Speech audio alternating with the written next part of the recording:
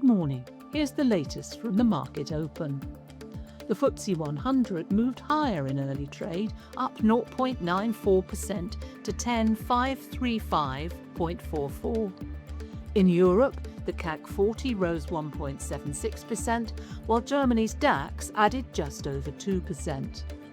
Overnight in the US, markets were weaker. The Nasdaq slipped 0.37% and the S&P 500 fell 0.42% as investors assessed geopolitical risks and higher energy prices.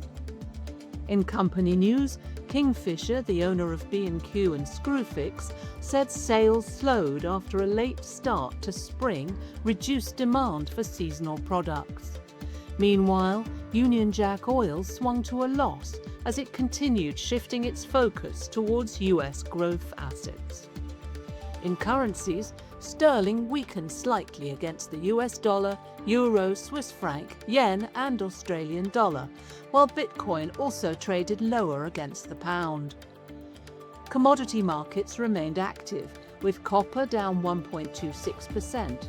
Gold also declined, while Brent crude oil jumped 4.79% amid concerns over Middle East supply disruption. Natural gas was broadly flat. That's your market open. I'm Fiona Craig. Have a great day.